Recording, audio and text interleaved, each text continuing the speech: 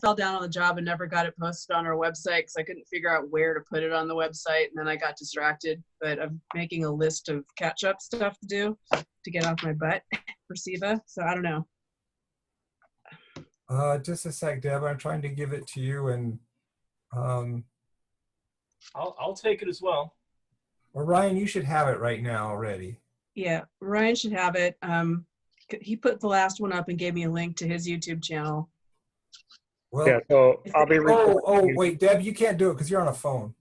Oh, that's right, I can. I'm on a phone. You can't be. I've You never can't done be hauling it big. on a phone before. I've done it all on my dead Mac Mini. Okay, Yeah, never mind. I was wondering why it wouldn't let me give it to you. Yeah, I'm on a phone. You don't have a hard drive on that sucker. That's nowhere big enough. You're right. Never mind. Never mind. What was I thinking? Okay.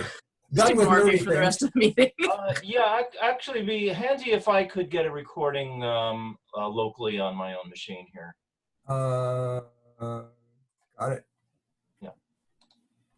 Well, Michel Theo has joined us again, our famous blogger from last time, and Teresa Ramsdell.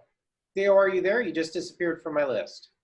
Oh, I think I'm still here. Okay. I think I tried to wave and my background just got overloaded and everything crashed. I'm fine. I'm still here. All right. Well, thanks for coming back. You have anything you would like to add to our agenda? On a general sense, I'm curious to talk a little bit about the state bill that was around. I don't know if you guys talked about that in the meeting before last. The gas tax for electric cars, basically the mileage tax. I think it'd be interesting to talk a little bit about where that's at. I'm sure you guys have the same information I do, but Okay. Well, happy for you to go with that one. I think the most officious part of the agenda is Grace is ready to give an update on the state of vehicle purchasing and how that fits in with the governor's orders. Grace, you want to run with that?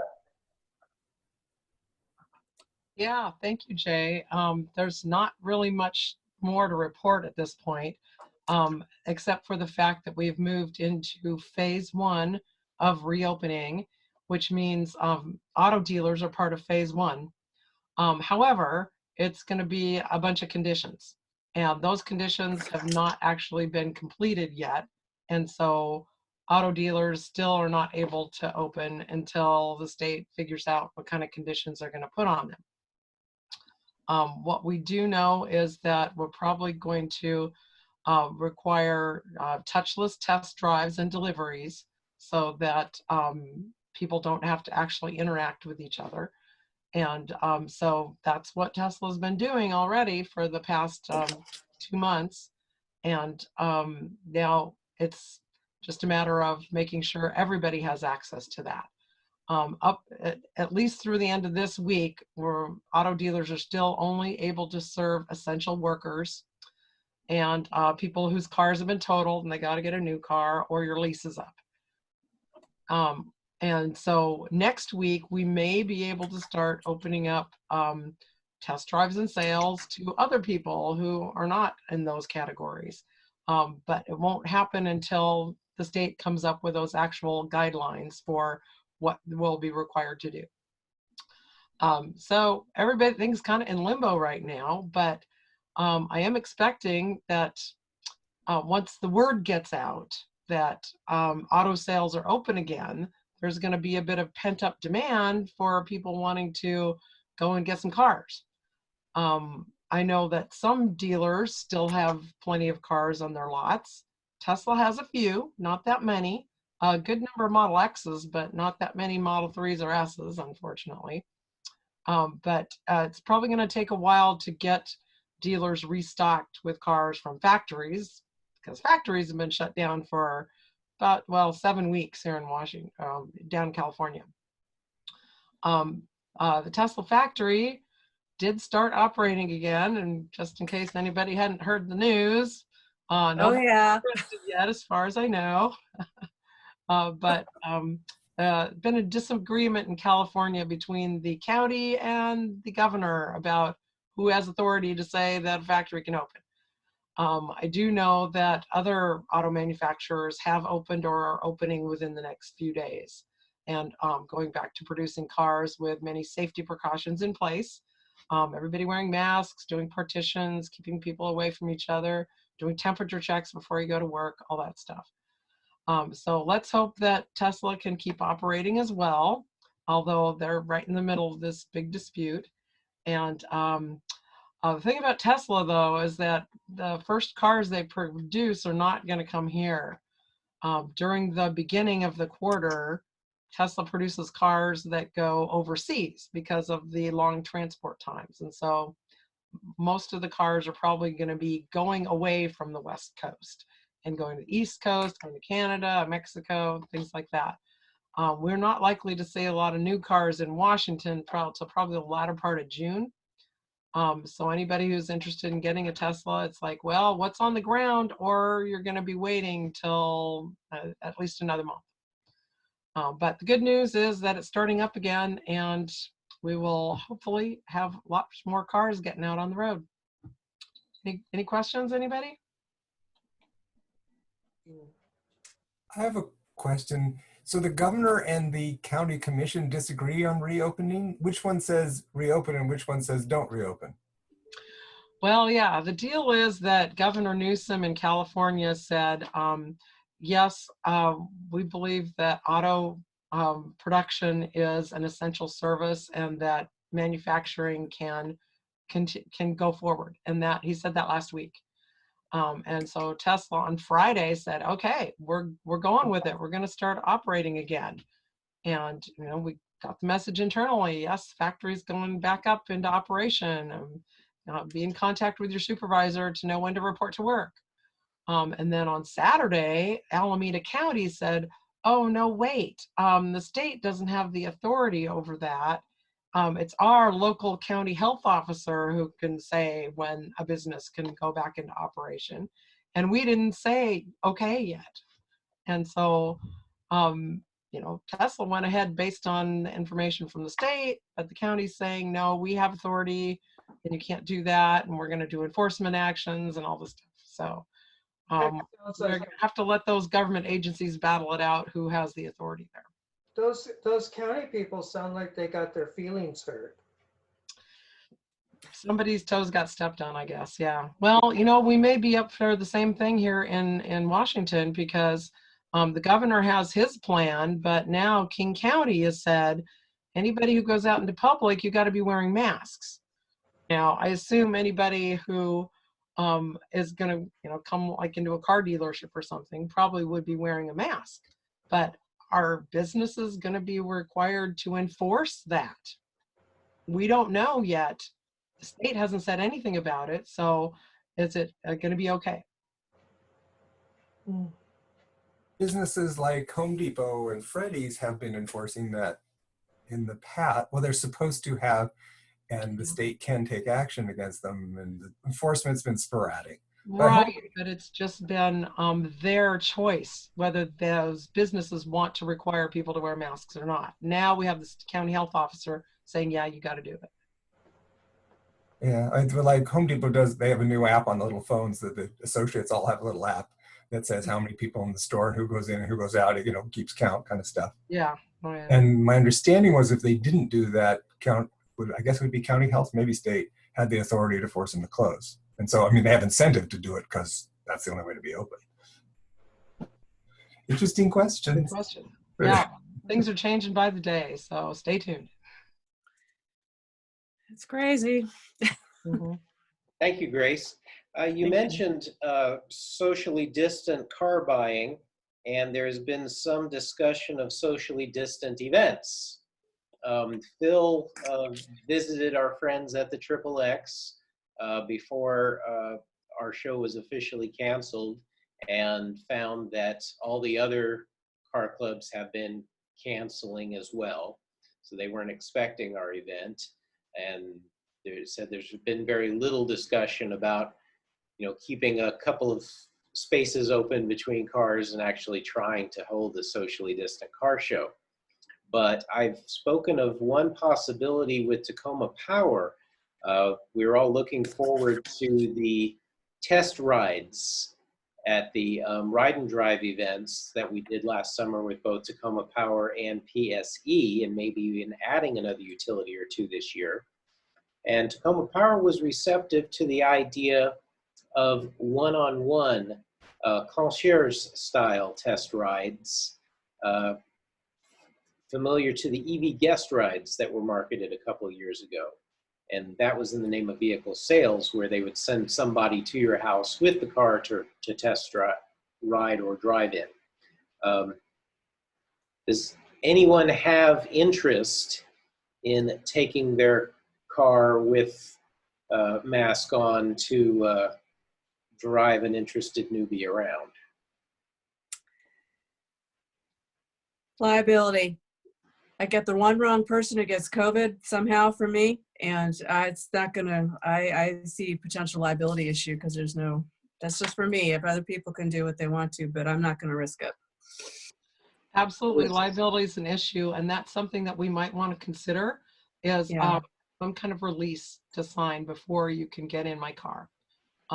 And I know we've talked about liability on lots of times for just even doing ride and drives. Yeah, That's something that maybe we could add to a release. I know the Tesla Owners Club have certainly done releases for their events. Yeah, and everybody who did the ride and drive sponsored by utilities signed a release. That's that right. would be part of any EV guest ride style event. But in the time And of as COVID, somebody who has been, oh, sorry, go ahead. As somebody who has been on a daily basis, sterilizing cars and preparing them for test drives and for deliveries, I'm kind of really familiar and comfortable with how best to do it, and making sure to wear masks and gloves and all that stuff. So I would certainly be interested in doing that as long as we have specific protocols in place. Yeah. I knew that would wake Kevin up. Yeah, possibly me too, Jay. Hello, Chad. Cool. All right. Well, Mr. Michel, would you like to talk about the vehicle miles traveled taxes? Sure. Thank you. I guess the update that I have is that it seems like that bill changed quite a bit and then didn't pass out of committee. And the changes that were made were actually, I think, quite favorable. Like the bill no longer includes specific numbers for what the charges for each type of vehicle are, and that's kind of punted. And then as part of the punt, there's some language around the rates being proportional to impact. I mean, it's much more vague than it was, but on the plus side, it's not directly disadvantageous to electric vehicles. I was just curious if everyone else saw that as well, and if there are any other thoughts or additional information people have. No, but you're reminding me I have to renew my tabs. I have to be driving, so I forgot. I better go check that. On the Tesla, the Leaf is renewed. I was going to say that I was following that bill and discussing it with the executive director of the Transportation Commission, because I've been following the road usage charged steering committee for the last 7 years. And that first bill did not reflect the report that the Transportation Commission gave to the legislature. And she said that they were going to be working on getting it more in line. So it's going to be a work in process, and it probably will take maybe another couple sessions before they get there. Cool. That's just a guess. Thank you for joining us from, what is it, Virgin Gorda, Jeff? Yes. Okay. A wonderful place. Good internet too. Do you recall the bill number? Yeah, I have it here. It'll take a second though. 6586. So State Bill 6586. I was going to say, I think the most important bill passed during the last session was the Zev mandate bill, in terms of allowing all the dealers who want to carry the cars here access to them. I talked to one dealer who was really upset that he couldn't compete because the way that the manufacturer would sell him that car, it just made it unprofitable for him to bring it in. So it'll be a while, a couple of years, but I think it'll be good for the state. Hey, Jeff, any word on when the special session is going to be held to reduce the budget? No idea. I was reading about that the other day. No idea. Also, I heard the governor vetoed a couple of clean climate things. Did any of them include electric car stuff? I do not know. It passed the legislature, but then he decided to cut off $250 million, and some of it may have been electric car stuff. Not familiar with it. That rings a bell, but I don't recall particulars.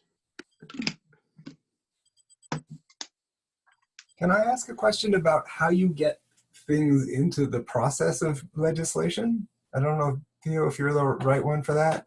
In particular, looking at the critter behind me there, there are a couple, well, there's a couple things, three things about it. It's not eligible for an EV tax because it doesn't have the right number of tires. It doesn't apply to motorcycles. The tax credit doesn't apply to motorcycles, and it's classified as a motorcycle because it doesn't have four wheels.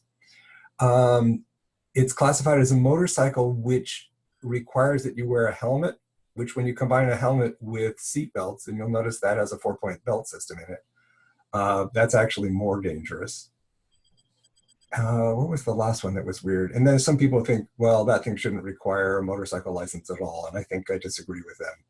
But in particular, the helmet law and the EV credit, how do you go about getting the helmet law one got into committee this year, but never made it out? I don't think that many people knew what it was or knew it was there or anything. And the credit one was just like, that's not how they wrote it. Is there any thoughts on how you go about addressing things? Since I happen to own one of these, the credit thing's passed on for me, that's too bad. But the third one is what the Arcimoto people call the Tesla law, which is to buy that thing, I had to effectively act as a dealer. I couldn't buy it in the state of Washington. So I bought it from the factory in Oregon, imported it to the state of Washington, and then registered it using an MCO, which is just a little weird. In particular, it had weird things like the manufacturer was not allowed to arrange trucking. They couldn't truck it to me. I could arrange a truck and have somebody go pick it up at their loading dock, but they couldn't arrange a truck because that would be selling it in the state of Washington, and a manufacturer can't sell without a dealership in the state of Washington. And then what is an MCO? Manufacturer's certificate of origin. Somebody who makes a vehicle and generates a VIN number, there's a process. You and I can't just like weld up a go-kart and generate a VIN number. That would be considered a no-no in many states. So there's I don't know the details of the process, but they are a vehicle manufacturer, and they have the ability to generate VIN numbers. And then when they generate a VIN number, they generate an MCO to go with it. And that says, voila, out of the void has come a new vehicle. And so it's just, there's this weird process about it. And I kind of like that vehicle as a commuter, as a small footprint, efficient commuter. It's a pretty nice vehicle. I'd like to see more of them come into existence.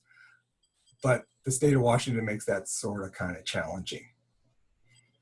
I would bet that Jeff knows more about that, but I would just talk to my state senator. It's see what you get out of that. But Slatter happens to be mine, who's on transportation. I did send some emails in, and they went into the great void in the sky. I never got a response back. So you're in the 48th. Yeah. Yeah. So yeah,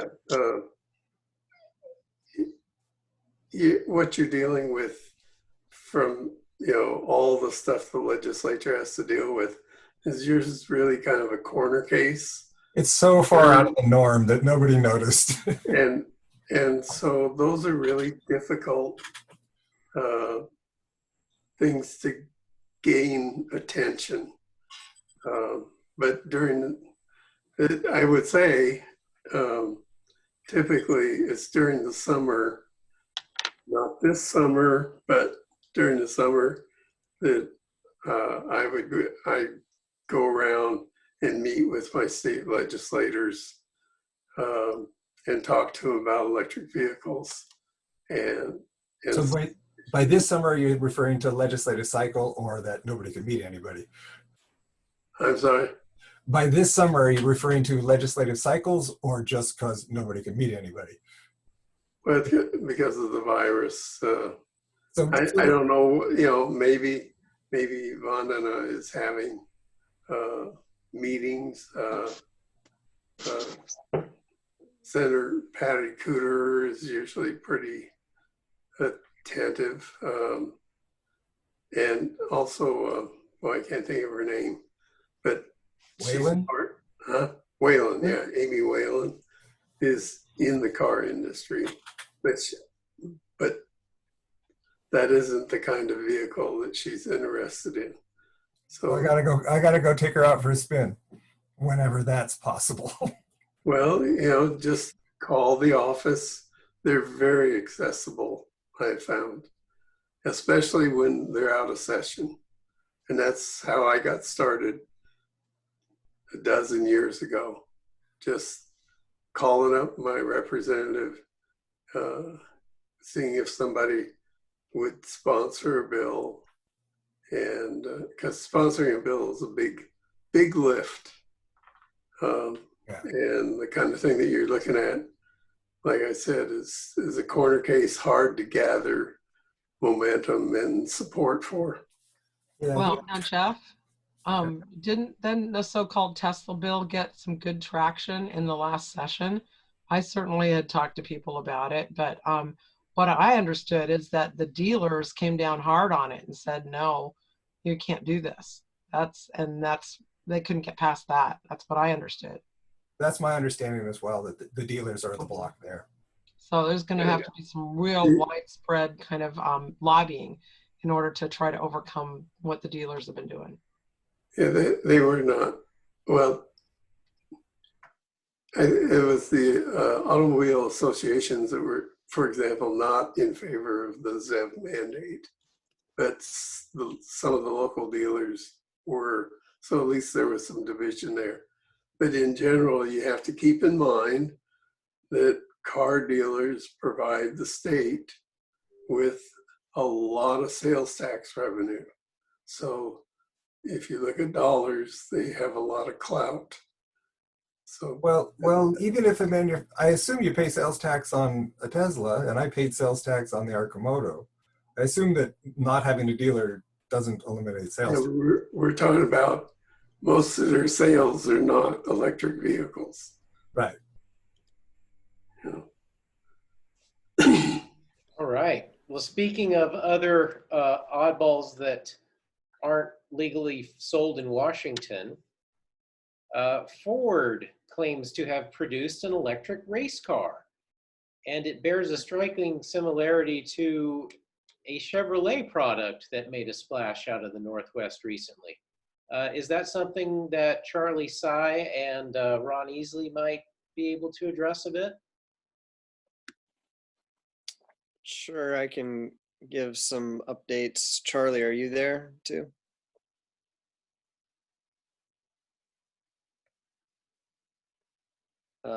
Okay, I don't know if Charlie's there, has his mic on. I think Charlie's exercising his NDA.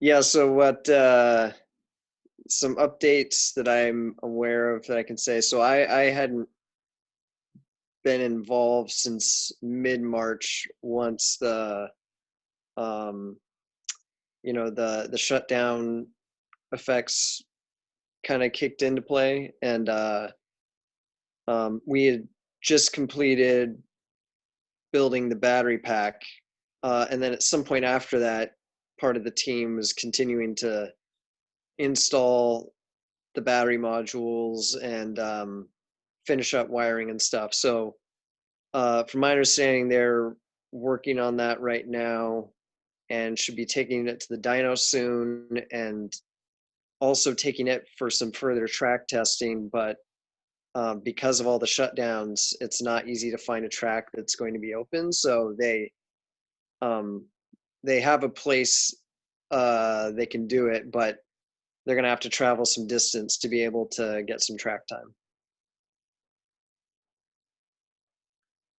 Well, comment. Go ahead, Steve.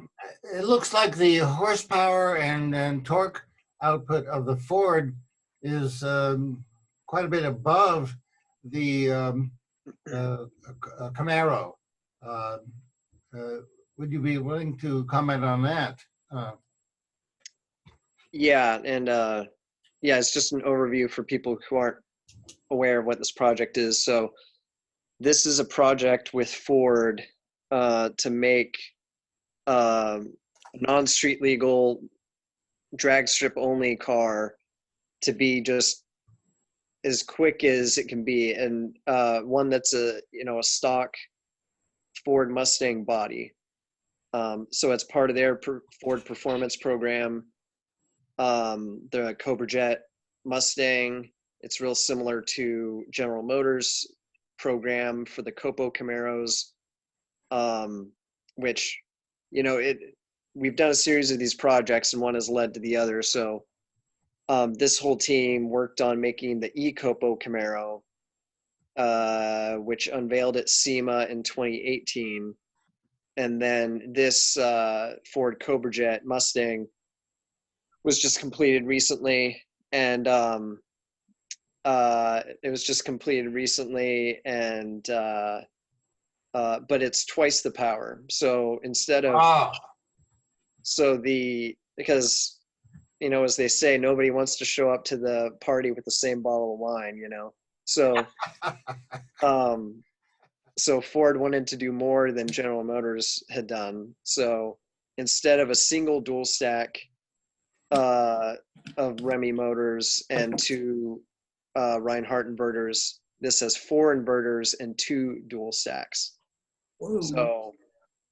So far it's at least twice the horsepower, where the e-Copo Camaro dynoed at, I think it was 598 horsepower or something like that. And this is right about 400. But with some upgrades, it could be even higher than that the upgrades will be done soon and it'll get dynoed again and taken for some track testing. That's 14 horsepower. President Jay, I'd like to make one small dissertation. I clogged in 72 miles on one charge with this temperature inversion we have in my 9 or almost 8-year-old Mitsubishi. So thank you and good night. And I will stay silent from now on. Wait, Mr. Lowe, do you mean to make us believe that your poor technology first generation EV from an underrated automaker achieved more than the EPA rated range? Yes. Oh, they must have. And I've got 2 that others did not. I've got two things left. I could have gone out and done another, maybe even 80 miles. You had 2 bars remaining. Yes. You could have gone 90 miles. Whoa. Yeah. So anyway, and you can Mitsubishi's out there for $5,000, $6,000, $7,000. So as low as 4 in good shape. As low as 4, yeah. Yes. Well, thank you, Steve. So Cool. What I understand about the Mustang Cobra that it's actually 1,700 horsepower, but Ford got the figure before at 1,400. That's why they call it the Mustang Cobra Jet 1,400. Yeah, this is Charlie. They based the 1,400 horsepower off of the dyno session that we did in Tacoma with the initial build and the initial battery pack. It tested on the dyno, the reading was 1,309 horsepower, but the dyno was actually calibrated for gas powered cars at a certain altitude in Tacoma. And it turns out if you get rid of that compensation calculation, it came out to over 1,400 actual horsepower. Because it was an electric car, and it, you know, altitude and that kind of stuff doesn't affect the performance of an electric motor. But one thing about the dyno session was it was a very cold day. It was about 9 degrees Celsius inside the shop there, and so the batteries had not been heated. They were cold. Now, it's true the 1309 was done towards the end of the day, so the batteries probably had some heating just from the previous runs, but we are installing a second battery pack in the car, basically going to a different battery manufacturer. And we do plan to get back to the dyno within a week or so. And this time we do plan to heat the batteries. The batteries, if preheated to something on the order of 135 degrees Fahrenheit, are expected to perform much better. And so it'll be interesting to see whether or not we will get the higher horsepower. And you know, Pat McHugh on that that video show, Hard Sell, you know, mentioned 1,700 horsepower. That, I think, was the figure he was targeting based on a heated battery pack. So it'll be faster than 8.6¼ mile then. Should be. They are hoping to get into the low 8s or even possibly the high 7s. Wow. Wow, because it's a lighter battery pack, lighter and more powerful. Yeah. Yeah, I mean, they're also hoping it can break 170 miles per hour. If they can get, you know, into the low 8s at 170 miles per hour, that's kind of, you know, what our ideal target was for that car. Excellent. So Charlie, can you shed some light? Many of us know you only as the mild-mannered father of a young bicycle rider.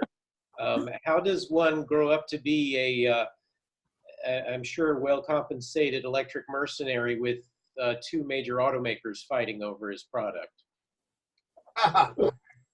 Well, yeah, you know, it's kind of funny. It really all did start with my son talking me into doing that electric conversion with the Z3. That's where I met Pat McHugh, who at the time was trying to learn how to do electric car conversions himself so he could teach his students at Offal High School how to do conversions. And really through his school projects, he became known. And you know, Foundry 10, an educational foundation, decided to sponsor him for a project after his initial BMW conversion. And that's where Shock and Awe was born. And his students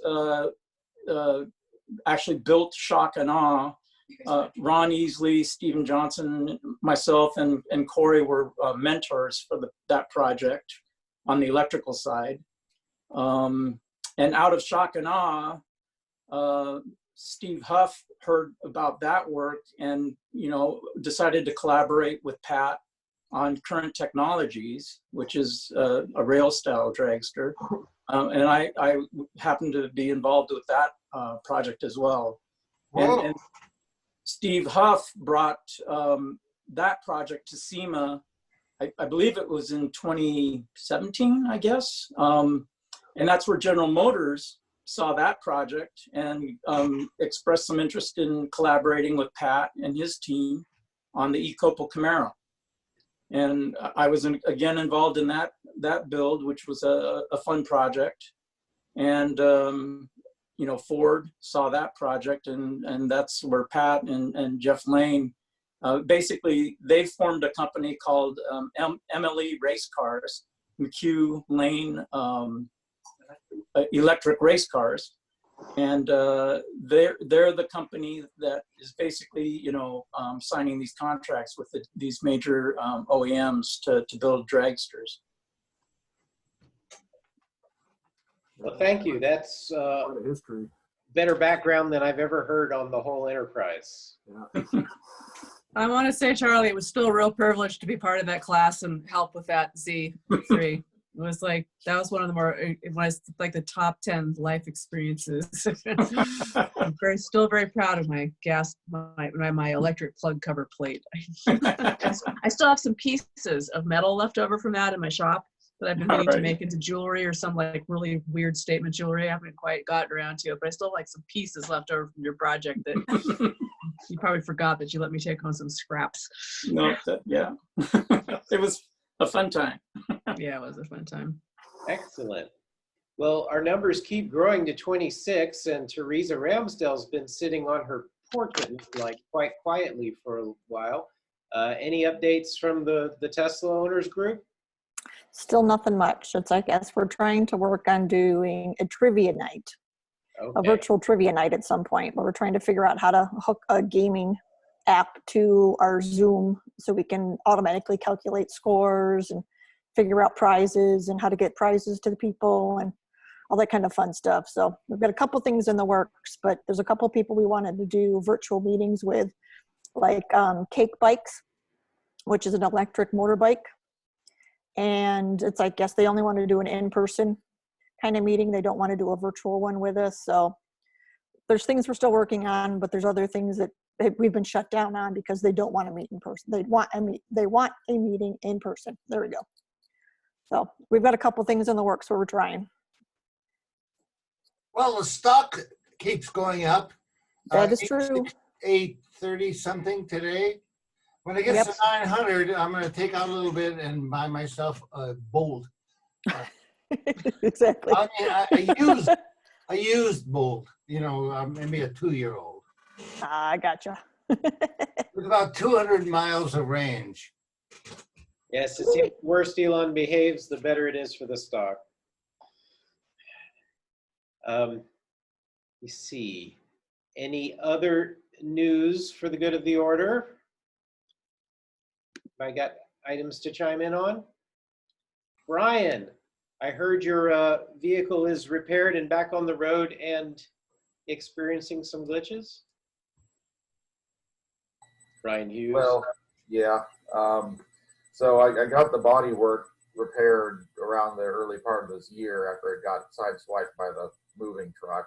So mechanically it's pretty good, and I did a bunch of other stuff when I had it down for that anyway, including fabricating more axles and things.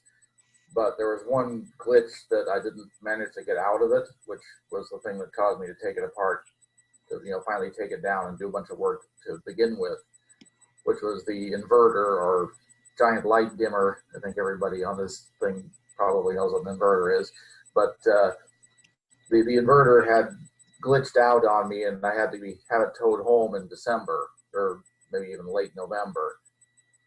And when that happened, we're talking about a Selectria UMOC, which is a 20-year-old inverter. So I decided at that point to just do a bunch of work on the car and just go address a whole bunch of different problems that it had. Most of them were minor, but needed to be done, and it was a good time to do it all. But I got everything back together and got the car running again, but it was having some troubles with the regen initially, where if I tried to let it use regen, the inverter would shut down with a fault.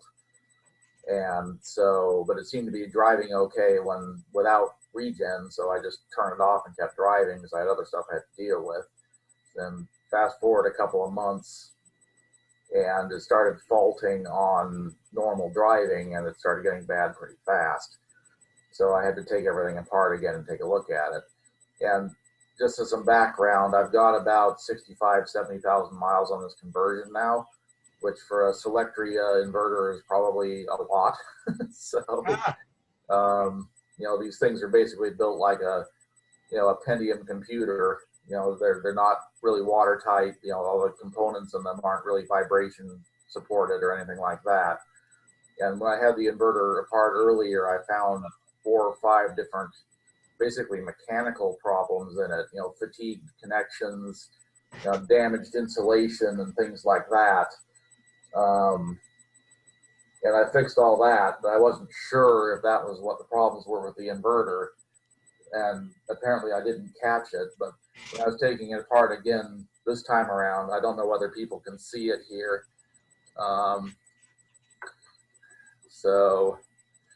This what I'm holding up to the camera is the gate driver board for the inverter, which is the thing that controls the big switching transistors. And so there's 3 gate drivers on it, one for each phase of the 3-phase motor. And you can kind of see there's 5 connectors there. You know, these 4 plugs and this ring terminal. So if you look at this one, the ring terminal is broken off.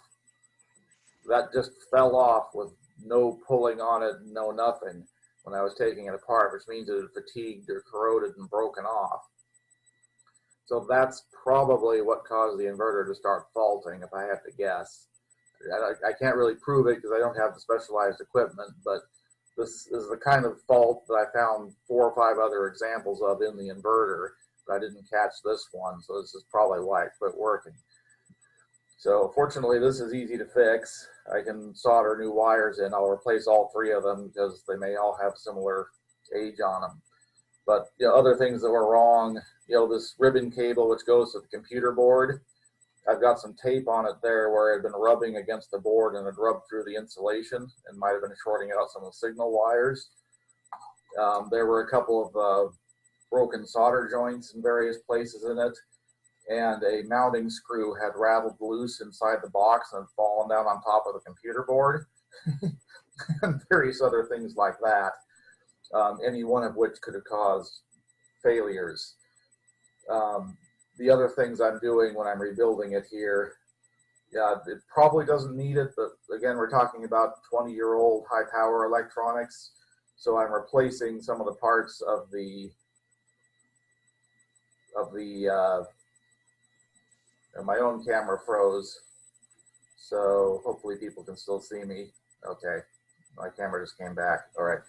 Anyway, I'm replacing the main filter capacitors in the power section. Here's an original one. It tests okay, at least under low voltage. I don't have a safe way to test it under high voltage, but you can get modern equivalents which are better in every aspect by about 20 to 30%. So I've got 4 new ones of these that'll go in. You know, the smaller filter caps, these are, again, they're probably okay, but I'm going to replace those too. And then this is one of the main switching transistors or IGBT modules. Probably okay, but I got 3 brand new ones, so they're going in too. So that should give me pretty much a new power section if I don't screw it up putting it back together. So wow. If I'm lucky, it'll all work. If not, then I'll either try again or maybe have to give up and get a more modern inverter. You know, this thing is about the age of that Pentium computer collecting dust in your basement. So the fact that it's lived as long as it has, I'm actually impressed. So, but that's what I'm working on as far as the car goes. Other than that, it would drive just fine if it had a working inverter in it. So that's all I got. Well, thank you, Brian. That's some good sleuthing. And I've been finding some similar things. Being a cheapskate, now I'm just a professional cheapskate, and I've been scarfing up used EVSE on Craigslist. I picked up a Juicebox 40 Pro and reveled in the Wi-Fi functions for exactly 2 days before it let the smoke out. And it seems that the relocation and reinstallation pushed a poorly torqued AC lug. And that melted down completely Yeah. during a Actually, the inverter that I'm running now it didn't have that problem, but my other inverter also had a loose lug in it, and that's probably what killed it. So it's definitely something to keep a close eye on. So. Yes. So, and we've had several EVSE fail just because of little glitches that took significant time to surface. Like Steve Lowe lost an EVSE early on due to condensation in the conduit on an outside install that was otherwise pretty professional. So age is catching up with some of these things. Electronics are very sensitive to minor, tiny fails. I mean, my whole car quit working because this tiny little wire broke off, right? So it's almost nothing, but it's important. So, yeah. President? Yes, Mr. President. Couple of comments. I want to say I love the beard that wait a minute, Grace and Kevin. Yeah, Grace and Kevin's anniversary. That was wonderful. And Mark Yomark, my God, your beard is fantastic, my son. And last but not least, what can I say? It's wonderful to be with you group. You know, even though I'm half out of my mind here in my little cubicle, and here we are. And thank you for all the things. And golly, keep it going, Jay. You're a good leader. I am a looter, indeed. I loot frequently, especially from used EVs. We take parts. If I could give a little update from EV Works, unless there's any other questions, or I don't see any hands raised at the moment. Okay, well, EV Works is rolling along. I'd like to thank Ed for the friendly acquisition of his Miles NEV. We acquired that for local food delivery on Bainbridge Island, and we'll be resurrecting it. It turns out that you made two different wives very happy. Irene and I were celebrating when it left, and the neighbor came out. It's like, it's gone! Yay! She was very excited. Yeah, I was there for the neighbor's victory dance. That was funny. But of course, Ed wouldn't have his purple tricycle if he hadn't agreed to get rid of the yard art that the Miles had become. And then we are running, I think I mentioned last month, our first in Washington State Ram ProMaster 2500 van with the Tesla drivetrain and battery pack. We are about to embark on our first build in-house with that design, which you may be surprised to learn will be a refrigerated delivery truck. Whoa! To Stephen Johnson, not just product of what people came to us asking for, not trying to catch up with them. So that's an exciting project. We're about to commence on a very high-end Tesla motored 1972 Volkswagen bus project, and we're going to be putting a Nissan Leaf drivetrain into a Volkswagen Vanagon. We've got another 40 kilowatt hour Nissan Leaf battery arriving this week. I mentioned earlier that we wanted to support the dozen people who've expressed strong interest with their 2011 and 12 Leafs, but if someone has a 13 plus, I'd invite them to step forward because there have been a lot of glitches to work through with the 11-12s. they're much harder to deal with, and we don't have full, complete, seamless dashboard function yet on the 1112s. I spent over 3 hours again today with the programmer trying to work through those glitches. But I'm doing range testing of the Ram ProMaster with water barrels in the back. I don't remember the SEVA member who named Joe, who used to participate in the 777 test flights in an airplane full of water bottles, but I've been thinking of him as my cargo sloshes around on my 75-mile commute when I can still out drag race the UPS trucks coming up the on-ramp in my heavily laden van. That, and also how about Dave Barden's report on all the things going on in Bainbridge Island? Dave Barden? Yeah. Or you mean on Vashon? Yeah. Was it Vashon or Bainbridge? I'm on Bainbridge and I'm giving that report. Oh, okay. And a SEVA member was sponsoring a friend to do the first that we know of Ford Focus EV battery upgrade in the state.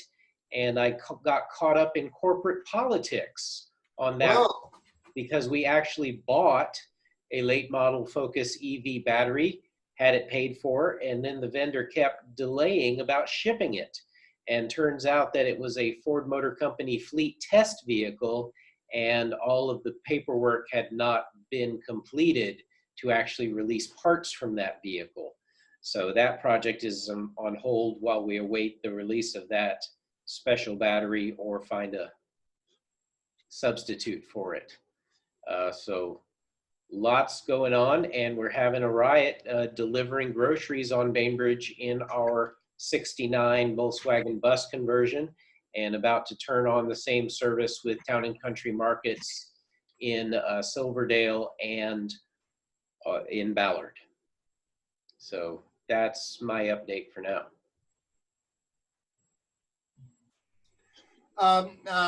Jeff Finn, what is that background you are sitting in? I have not figured out how to do that. It asks to be sequestered into some extra expenses to be able to do that.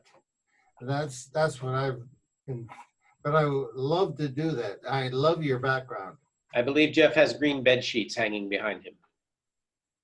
Actually, it's a Zoom feature, and when you go to video settings, it's one of the choices. But actually, I'm on the beach in Miami, but thank you. Depending on your computer, you may need a green sheet, or you may not need a green sheet. Yeah, well, it asked me to no green sheet. It asked No. It asked us to subscribe to an extra fee in Zoom. It didn't ask me for an extra fee when I signed on. Me neither.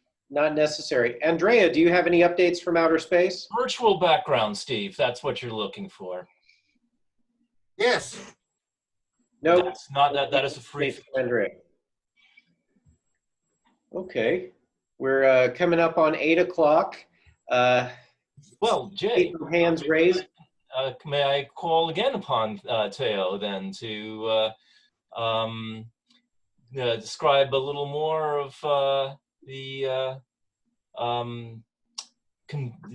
design of the podcast, how it came about, and express my appreciation for its thoroughness. It's I had some grad school economics, and having a podcast on this subject co-hosted by a working economist was pretty impressive.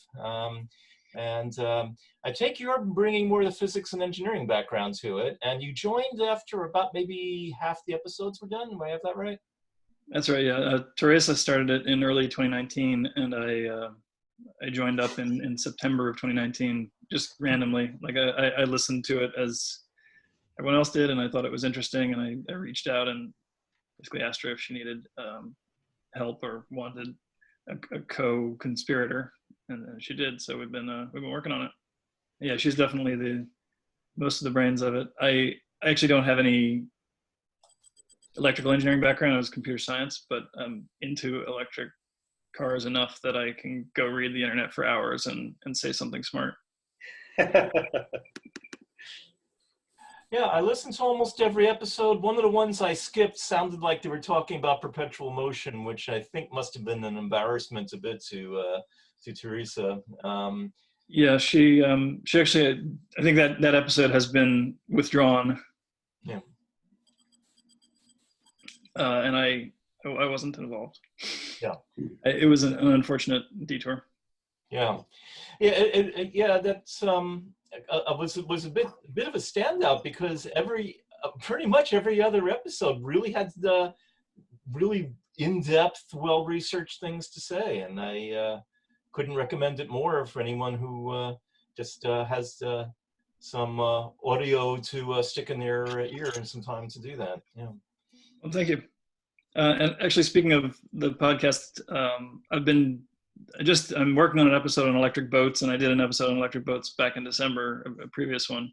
So if anyone's into electric boats in SEVA, I realize it's kind of a vehicle, a boat. I'm curious to talk about it, just if anyone wants to talk offline. Great. Have you managed to get in touch with Pure Watercraft? I did, and then I think they're busy. And like I was going to try to do an interview episode, but I wasn't able to kind of nail them down. Okay. We have been in talks with them on a project if you wanted to take another whack at it. Sure.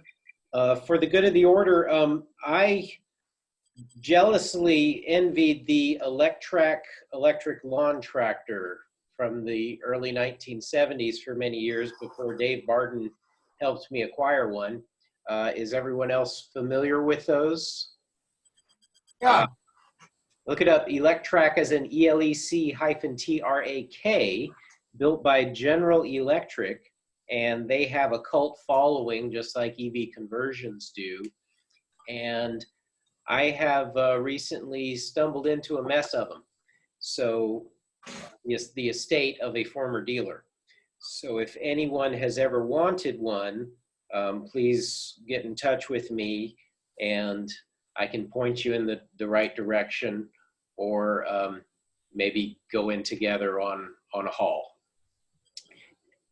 And again, the name of Michelle's podcast is Let's Talk About Electric Vehicles, and it's on iTunes. Oh, before, I just want to say happy birthday to my daughter, 68 years young, 38 years young, and Shannon Electra Lowe, and also to the anniversary of the folks down here. Yes, you two that had a wonderful invitation to go to a cabin and celebrate your anniversary out of Seattle. Thank you very much. That was wonderful. Thank you, Steve. Yeah, we drove our a Model 3 out to Hood Canal, and we plugged into an outdoor outlet with an extension cord, you know, like you do when you go traveling. But I wanted to also say that I bought another electric vehicle last month. Yeah, I know, it was great. I got a rad power bike. Oh! Yeah, Rad? Yeah. Does Corey still work at Rad, Charlie? Well, anyway, they were wonderful. Yes. I ordered it over the phone, and they delivered the next day to my house, and I gave it to my daughter for her birthday because she's an essential worker, and so she has to go to work every day. She has to get up at 5 a.m. to try to catch a bus, and because it doesn't come at the right time, and then she gets to work half an hour early.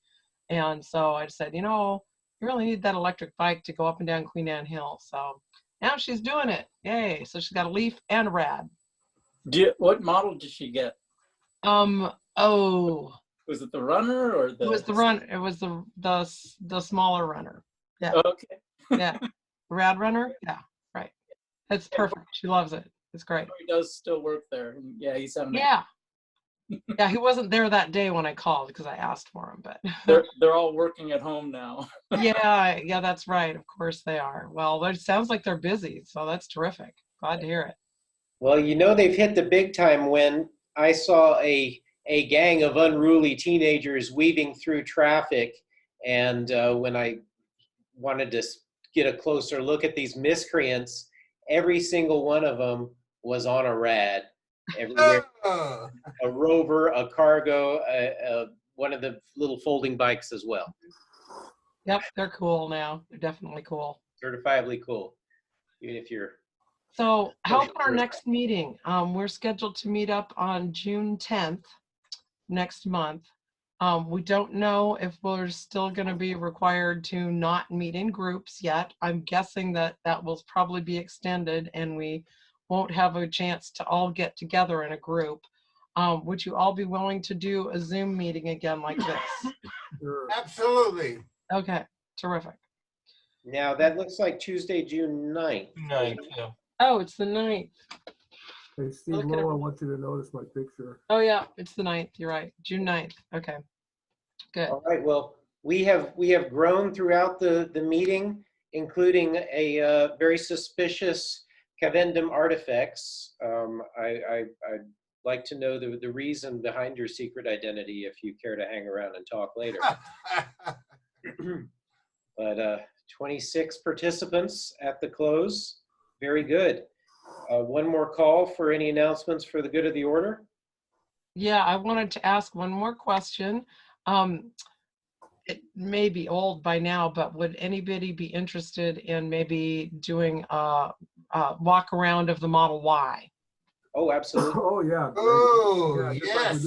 I don't know if any of our members have one yet. I don't think so.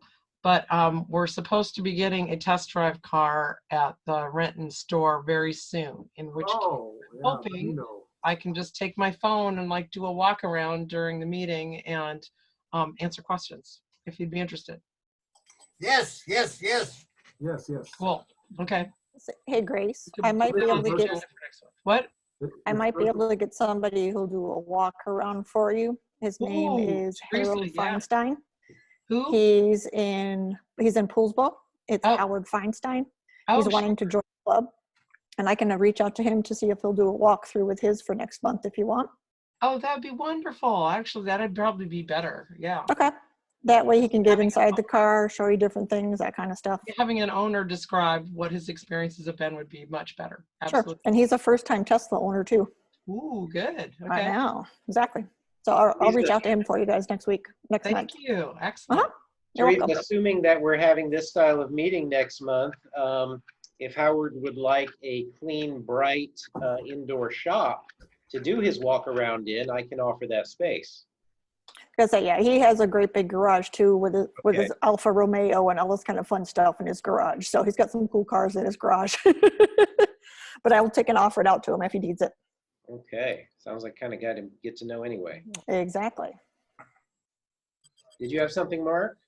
Well, I just want to say to Grace and Kevin, happy anniversary. You're a lovely couple, and I can't remember.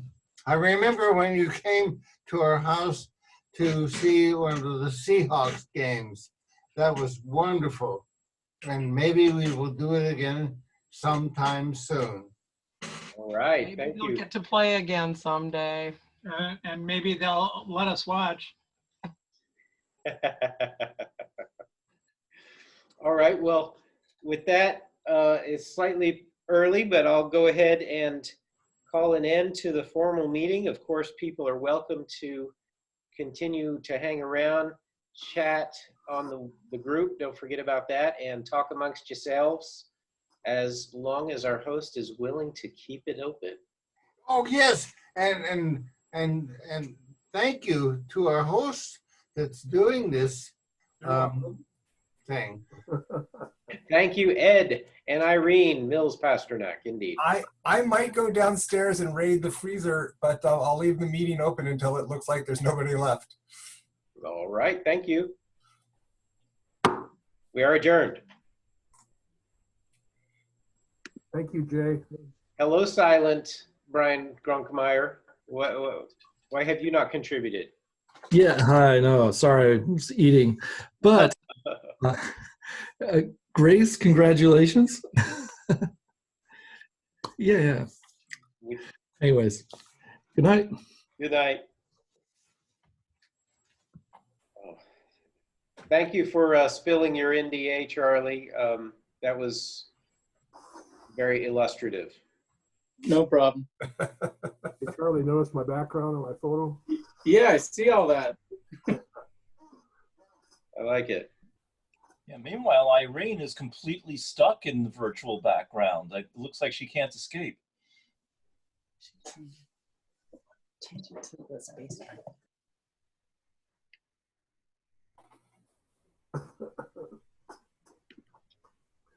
Hi, Chris. Oh, there we go.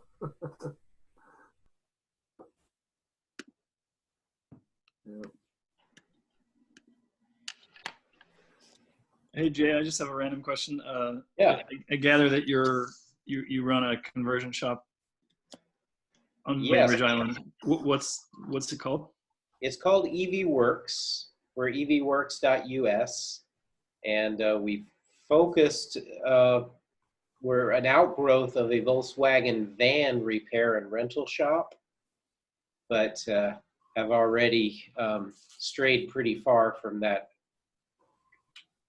focused business line. Cool. And you're on Bainbridge, you said? Yeah, in the Bainbridge Business Park. The only problem is any car that spends more than 2 days here gets tree sap on it. The miles came coated already. So Yes. Jay, I posted here a couple months ago about a builder on Bainbridge Island who built a car around 2010. Did you ever see that post? Yes, I researched that. He's still around, and my boss doesn't know him personally, but he did come up in conversation again. He's apparently mighty neighborly. He did an amazing real estate favor to gain a good neighbor in the process some years ago, but his vehicle never got past that first prototype, as far as I could figure. Yeah, it was a really cool vehicle. It's really too bad it didn't work. But he started in tech and had a bunch of money, and he spent it. He spent his money what he wanted on his passion, but yeah, it didn't work out. Yeah, he had purchased a waterfront property next door, and unwittingly bought it out from under the nice single mom dreamer who was working up her offer. So he immediately flipped the property to her at zero profit and set up favorable payment plans after he decided she would be a good neighbor. Oh, wow, that sounds like a great neighbor. Wow, he sounds like a good guy too. Yeah, the house build was featured in Bainbridge magazine. You can find it. It was a greenhouse of some sort with all sorts of water cisterns, and I think, wasn't it? It was a greenhouse, right? Yes. Yeah. Yeah, it was eco-friendly build, but it's white in color. Yeah. So Ron, have you achieved fusion yet? You're still muted. You're muted, Ron. Ron, you're muted. There you go. Okay. Can't comment on anything. We're working on things still, but can't comment on progress. Can you comment on the battery trailer? There's been a hold on that since like mid-March, when I haven't worked with Steven since mid-March because he thought he had coronavirus, and so he was isolating, and then I self-quarantined too. Turns out probably, he didn't have it. I never got symptoms, and then he's just been self-isolating, and I've been having to go into work still. taking as much precaution as I can, but so I have more exposure than average person who's working from home. So at some point when, we figure out a safe way to work at his place and the things, don't look as critical or something, we'll figure something out, but haven't made any progress on that for about 2 months now. And the produce truck, what's happening there? Earlier on when he was self-isolating, Steven said he was doing some work on that since he's just was by himself at home. So, but I don't know what the progress is on it, but he said he was working on that. Okay. It won't be used this year though for produce. Who knows?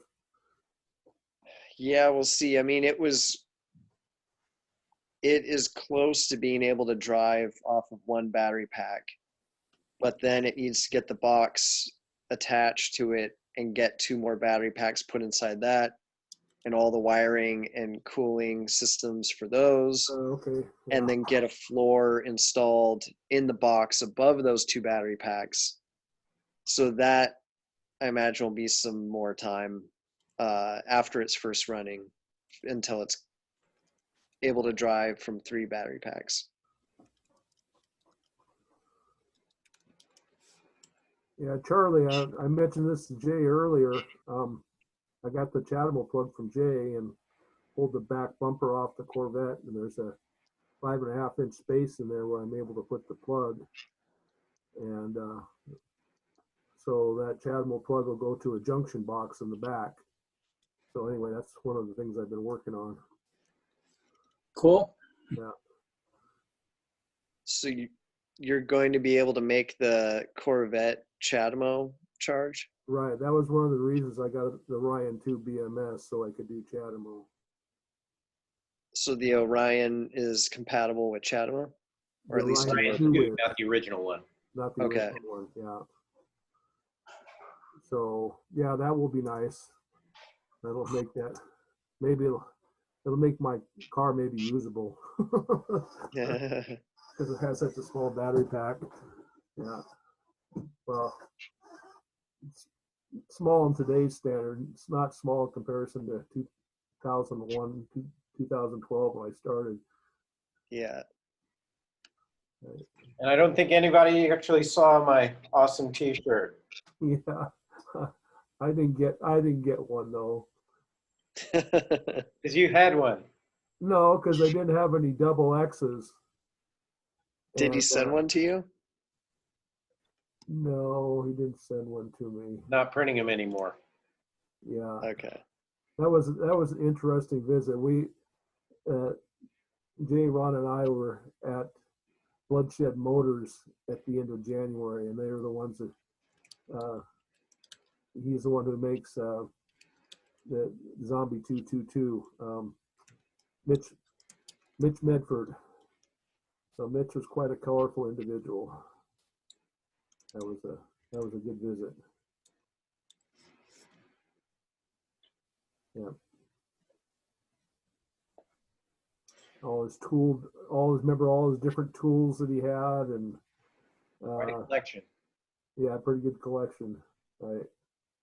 Quite an extensive shop too. That was pretty cool. Yeah. Yeah. Well, Dave Barden, you didn't chime in when I said I've happened upon a stash of Electrax. You sure you don't want back in? What's Electrax? The General Electric garden tractor, a really stout electric tractor built in the early 70s. Okay, I got my mic turned on, Jay. What was your question? I said you didn't jump in when I said I found a stash of Electrax. You sure you don't want to get back in? Well, no, I don't, unfortunately. I've sold the farm on Vashon, so I have absolutely zero room for any kind of tractor or other kinds of toys. But was this Bill in Ohio? No, this is a quiet gentleman in Wisconsin who basically inherited the inventory that had been sitting unsold since the mid-70s from a former dealer. Wow, cool. Several whole tractors, a whole bunch of parts, new old stock snow blowers. Yeah. Even a forklift. I'm buying an all-weather cab from him. Then you might be able to use the shop manual that I've got. I was thinking that it wouldn't be much use to you since the machines that you have modern day controllers and not the old fashioned resistor contactor wiring. Right, and I much prefer that. It's been the saving grace. The transaxle stopped shifting last summer, and I have torn into it twice. I haven't been able to figure out why, but it's still quite useful because of the controller on the pot box. I've got all the speed control I want, and the thing always had torque in spades. Right. So I'm just stuck in about second gear, so I can't go full So speed. does this stash include a front end loader? I don't believe it includes a front end loader. I haven't gotten a full inventory, and he's still in the process of cleaning out the barn. That was always the holy grail, as far as I was concerned, was to have a front end loader. Well, I built a Electrac wheelbarrow where I just put an old wheelbarrow on hinges in the front stabber slots. Yeah. And I can fill that sucker with rock and drive it around and then trip it from the driver's seat. Yeah, a Johnny Bucket, that works. Johnny Bucket, there's the name. Yeah. So what was the end to Electracs? So was it just too expensive, or? They were built during the second Arab oil embargo. And when the embargo ended, so did the corporate enthusiasm for the product. And Electrac sold the line. They were produced a while longer under the Wheel Horse brand. And, oh shoot, it had 3 different names on the same product before it finally died. I think also that the demise of the Carter administration contributed to its demise. Yeah, okay. When Reagan came into office, you know, all the passive solar came off the White House, and the whole electric initiative kind of collapsed. But GE dumped it in '74, before Right. Auto even came in. Oh, okay. Right. That's right. 71, 72 was the oil embargo or something. I forget. That was the second Arab oil embargo. Yeah. So, a quick question for you guys. Do you want a quick view of the Arcimoto driving around? Sure. Let me do that. Go ahead, Ed. I didn't mention I got a nice test ride in it. You did? No. Let me actually start it. Can you see it right now? Is it showing it to you? Yep. Yep. On my screen, it's coming out funny, but I'll believe it. Yours is better. That's just driving around in a parking lot on the other side of Bellevue. Is that just a slideshow or what? No, that's a piece of video. Okay. All right. So that's one piece of video. When I did the motorcycle endorsement, they make you really push it, and I realized I wasn't willing to push the thing as hard as I did during the course. What's the length of it? It's about 10 feet, if I remember right. 5-ish wide. I don't know the regulations, but one time I drove the Tango onto the ferry, and at first they were going to call it a motorcycle, but it was too long to be a motorcycle. Has the wrong number of wheels.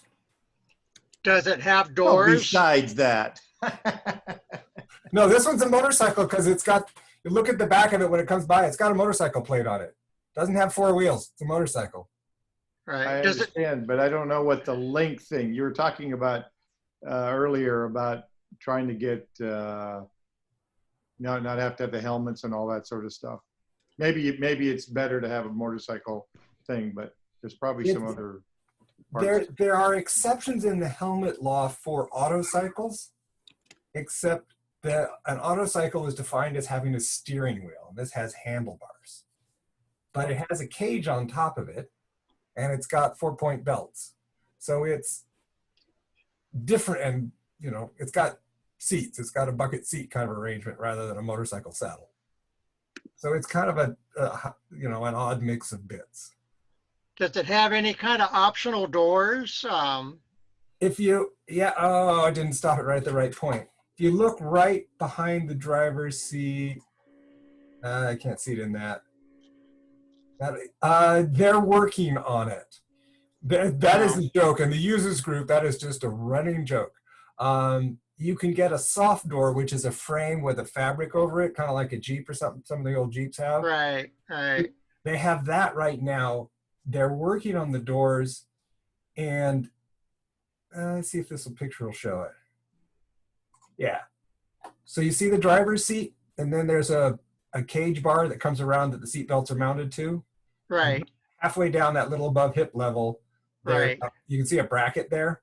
Yeah. So there's a plan for doors, but they haven't got them yet, and getting them to work right is a challenge. Yeah. So a lot of people have asked for that's half doors. A lot of people are asking for full doors. But the problem is once you go to full doors, people expect them to actually work like a car door. So like they don't chatter in the wind, it doesn't rain inside, that kind of stuff. Right. And that's actually pretty hard to do in a lightweight vehicle. That's the challenge. I think doors have always been a complication and a problem. That vehicle we were talking about on Bainbridge earlier tonight, I think had, Jay might know, I think it was there that I read that doors were giving them difficulties. It's hard to do. The whole vehicle's, I think, 1,300 dry. And so think about how much a car door weighs. If you just think of typical car door, modern ones have a guardrail inside of them. Well, modern, past 1970 something. I don't know exactly when rails went in, but it was a long time ago. So it's harder to do. Part of the advantage of being a motorcycle is they don't have to adhere to as many rules. It does, the FMVSS, it adheres to some of those. It adheres to a crush standard, which is to say you can turn it upside down and it won't crush. But I'm not sure how you get a vehicle from upside down, right side up to upside down without having rolled, as part of that process. So it's not certified as a roll cage. It's certified as a crush. So had you mentioned before that having a 4-point belt with the helmet was not safe? Did you say that? Yeah. What's the reasoning behind that? The problem, it depends on the helmet a bit. You'll notice the helmet I'm wearing there is a pretty lightweight helmet. I mean, I would not want to wear that on a real motor, a two-wheel motorcycle because it wouldn't provide protection. That's not much more. That isn't really much more than a bicycle helmet. The problem is with a full head helmet with a face and everything in front of it, they weigh a bit. They're heavy, and in a frontal impact with your shoulders restrained, what happens is your head comes forward and it rips C1 out of the bottom of your skull. And you can imagine that's not a really great thing. Oh, I see. Because you have all the momentum. Yeah. Okay. Right. When you add more weight. Yeah. When you add a significant amount more weight. And there are, and a lot of the race car, I'm not sure if NASCAR does it. I think so. A lot of the race circuits, they use, I think it's called a HANN system, HANN. Yeah, and it's a strap that ties the helmet back. So it's a head restraint. You're on your way. Bye. Bye, all. Thank you very much. Yeah. I'll drive See you in a month for sure. Okay. Anyway, so there are systems to deal with that. And it's mandatory in a lot of race car driving because that's wearing a belt and a helmet at the same time. That's who's the famous race car driver, NASCAR driver, died that way. A couple of them died that way. Yeah. Yeah. Yeah. Apparently, it's pretty quick, so you don't notice much happening. Yeah, right. It's not a slow in the hospital thing. It's just like, okay, that's it. Snap your neck. Yep. Yeah. Anyway, so that's the question there. I thought it was going to be a problem wearing a helmet with a headrest behind, but the seat is tilted back far enough that it doesn't bug. Okay. It works okay. I like the thing a lot. As a short range commuter, it's great. It's quite capable on a freeway. It's comfortable at 60 miles an hour with no problem. But with that open cage, the wind resistance is pretty outrageous. Yeah. They spec it out as at 30 miles an hour, 100-mile range, and it's at 70 or 75, it goes down to 32-mile range. You know, so that I takes. kind of wonder right in the center of that, right above your elbow, if they'd have a bar like they have on roll bars that just links a pillar to that roll bar for protection, side protection. That's sort of what the doors will do, but my assumption is they haven't put a prototype out for anybody to look at yet. Okay. The thing is, to make it strong enough to really have some beef to it, you're going to have to put a pretty solid piece of metal through there. Yeah. The You know, side it's just- impact, you're really, you're pretty out there in the open. Well, you have no protection on the side. I would not want to get T-boned in this. Right, right. But you want to get T-boned in a motorcycle. So it's not as safe as a modern car. No. And it's not as dangerous as a motorcycle. It's somewhere between those two. Right, right. Driving defensively is a really good idea. Weaving in tight traffic is probably a stupid concept. Okay. That doesn't mean somebody won't do it at some point, but it's kind of a stupid concept in general. Right? But yeah, you have more than a motorcycle, less than a car, somewhere in between. Right. In my view, the world would be better to have a whole bunch of little lightweight vehicles as opposed to a couple of behemoths cruising around. Yeah, that's true, but you aren't going to get too many people to cooperate with you on that. I think at some point people won't have a choice. Oh, I see. Okay. That at some point the idea of just driving a lot of big hunks of metal around just isn't going to work anymore. You know, is that going to be 10 years, 20, 30, 50? I don't know. I don't know. But it doesn't seem like it's sustainable in the long haul. Yeah. Electric's better than gas, but still you got to get the electricity from somewhere. You know, and depending on where you live, that might be a good place or it might not be. Anyway, that's my new toy. I drive it whenever I can, like, come up with an excuse. A couple of days ago was the first time I'd driven it when I didn't need to be wearing, a motorcycle jacket and an extra warm coat underneath and gloves and all those things. It's nicer in the summer. There's no doubt about that. Right, right. Anyway, I'll let that one go. Hopefully those will come to be moderately available. There aren't very many of them in there. I think they have about 30 people who have put down a $5,000 deposit on them, and they're trying to get those people satisfied because they put their money down last March, and no, they put their money down in September. They put $100 down a long time ago, and they put their money down last March. No, yeah, this last March was when the money went down. Anyway, that was it. I love talking about the thing. People who have them refer to what's called the Arcimoto delay factor, which is that if you stop at a stoplight, somebody will talk to you.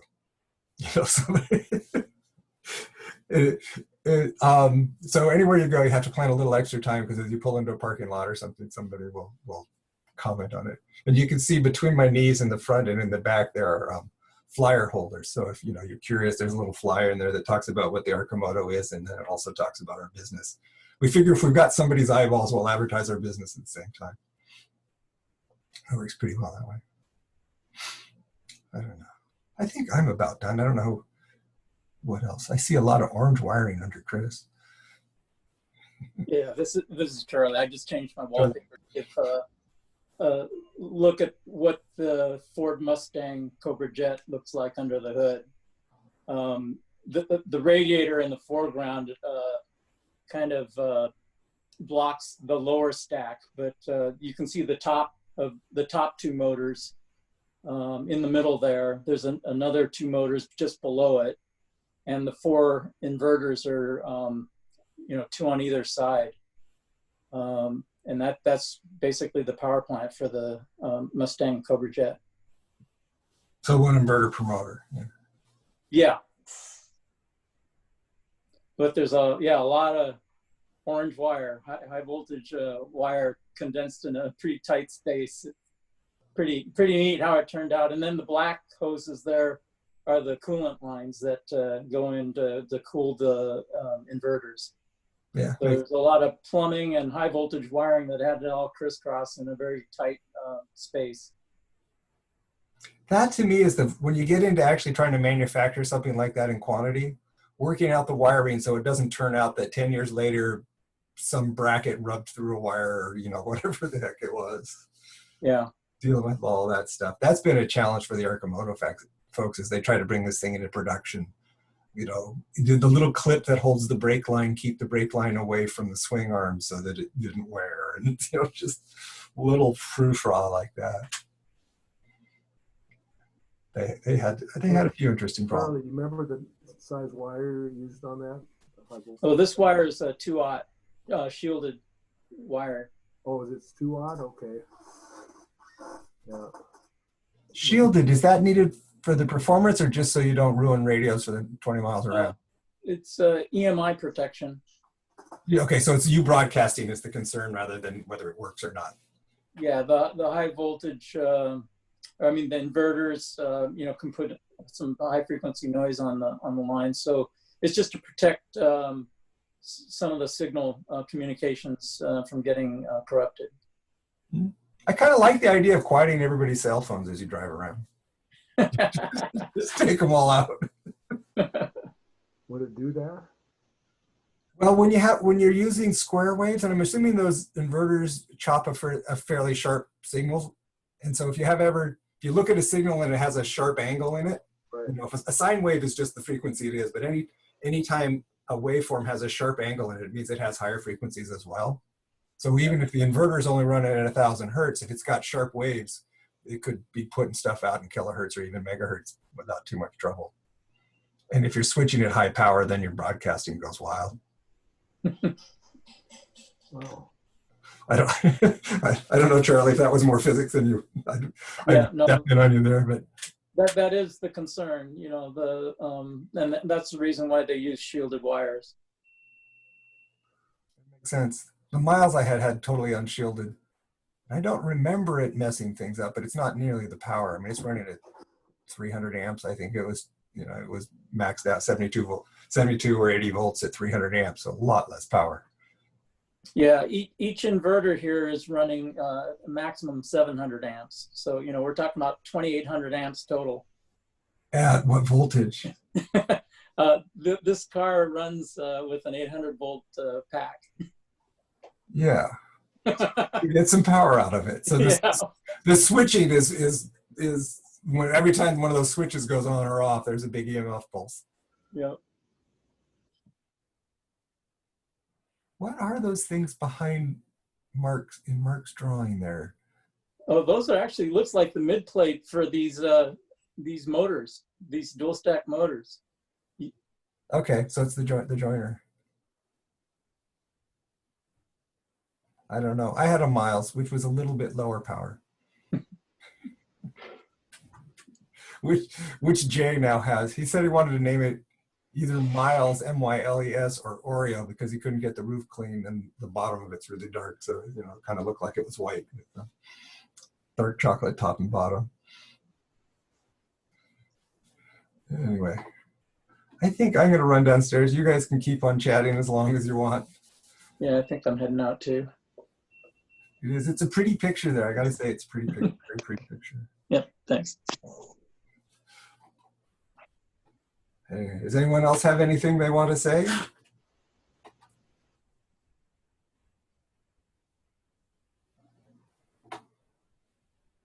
Thanks, Ed. It sounds like we're good for tonight. Yeah, the crowd's kind of quieting down here. People left their cameras on, but they Thanks. Great sharing, everybody. It was great. It's nice to get together. These two meetings are the first ones I've been to because the electric car I had was the Miles, which couldn't cross 520. You know, it was a NAV, so that that limited things. And I thought, oh, I'm going to get this thing in February. I'll come to the March meeting. I'll bring this, you know, to the church. And I was like, so much for that. Yeah, right. Well, thank you for being here. We really appreciate it. It's really made our meetings terrific. So thanks. Yeah, you're welcome to it. I scheduled the meeting in Zoom out through, I think, 2022 somewhere. Hopefully by then. Oh, good. Well, it's a great way to make connections when we're all kind of isolated from everybody else. So Charlie glad for the opportunity.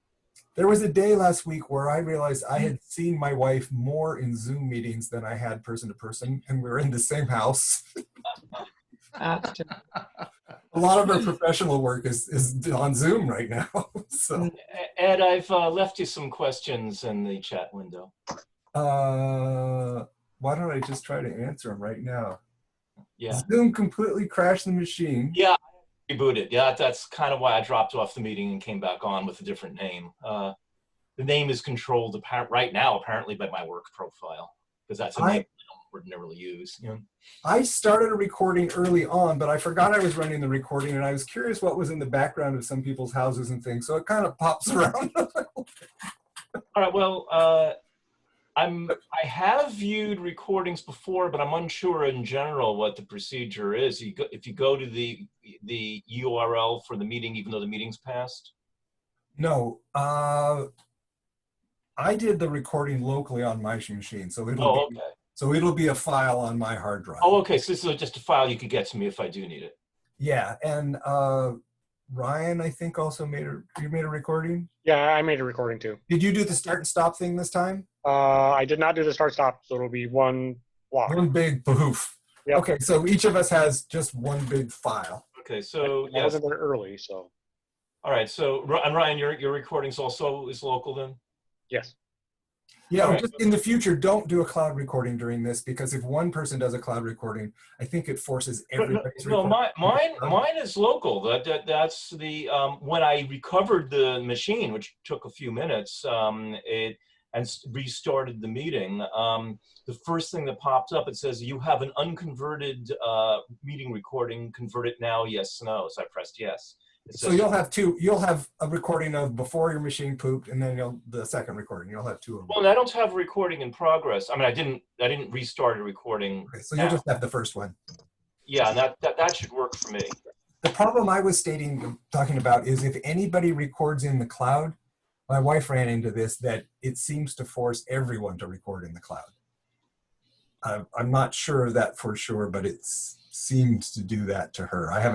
I haven't been subject to that, but it pinched her once. Yeah, so the last time I went through and tuned up my Zoom so that it would record to a second disk that's bigger and record locally and all that jazz.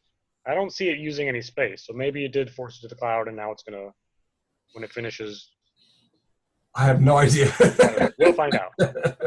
When we stop, your machine will go, oh, I gotta convert. Yep. It'll do that. I've never used the cloud feature. I've heard problematic things about it. When Zoom first got really popular, a lot of people started using the cloud, and their cloud servers started crashing. And so you'd think you had a recording, and then you found out, well, no, actually you don't.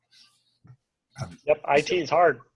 But that is what you would do to make a recording that all meeting participants could then view, right? Yeah. I used to work for a little company in Redmond that made a product called Windows. Yeah. One of those, you may have heard of it. Oh, the toy operating system. I resent that, having been one of the original authors on it. Oh, original author. Yeah. Yeah, I was there in 84 and 85. Was that this probably doesn't mean anything to you, but I have the swim bag. That was for work groups. Say what? 3.11 for work groups? No, 1.04.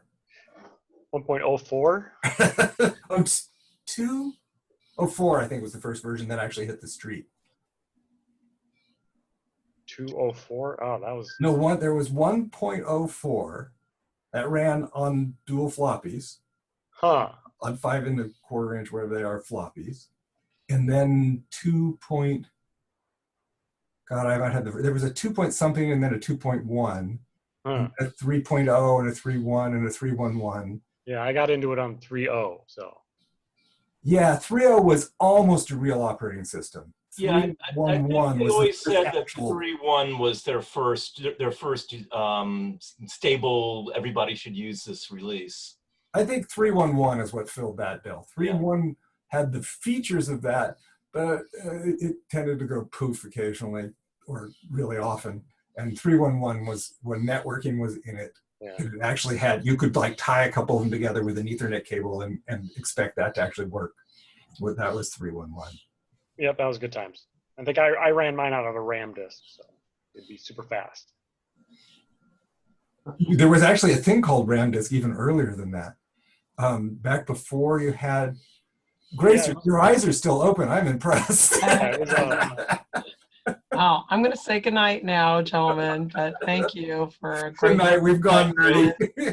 Always entertaining. We should wrap it up. Night, Grace. Okay, yeah, so I should end up, because this is all in the recording, by the way. Right, yeah. Maybe I'll stop the recording. Okay. There we go. The recording is stopped. Me too.